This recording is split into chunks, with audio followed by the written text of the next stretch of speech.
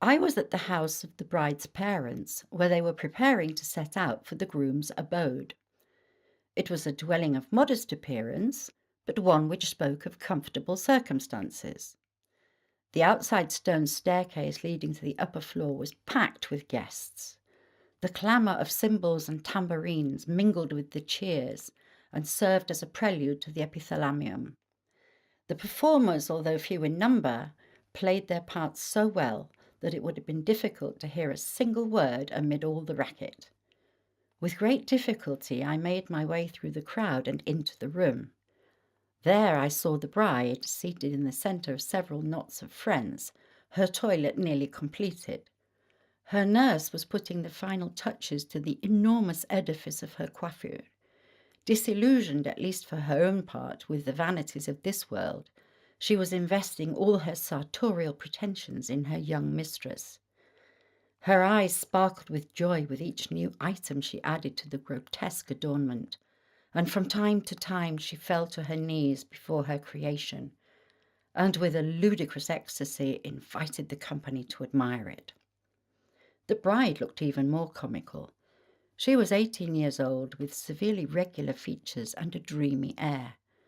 Her eyes were small and black, but the lines drawn outward from the corners of her eyelids and the blacking that had been applied to her lashes indicated a misconceived attempt to make them appear larger and more expressive. Her natural complexion had disappeared under a mask of white paint and rouge. The 3 tiers of her coiffure supported an amphitheatre of flowers, gold paper, strings of sequins, etc. This coiffure is in Greek families what figuratively the coif of roses was in Normandy, that is, the bride's dower. The toilet completed, a plate was passed around the company to receive their contributions. The sum was placed in her hands. At sunset, the retinue began to move off. No sooner had the bride, staggering beneath the weight of the enormous structure on her head and supported by 2 of her friends, appeared at the head of the staircase, than they struck up the epithalamium, a monotonous chant rendered in a nasal voice and accompanied by grotesque gestures. As the heroine of the celebration came down the steps, a child went before her carrying a mirror, held high so that she could have the pleasure of admiring her finery. I saw, however, that she made little use of this opportunity to delight in her appearance. She seemed aware of nothing but the discomfort of her outfit.